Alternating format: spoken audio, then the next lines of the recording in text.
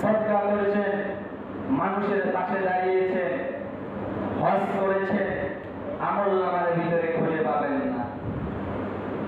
হায় হায় আফসোস করবেন দুনিয়ার জমিনে কেন ওই চায়ের দোকানে বসে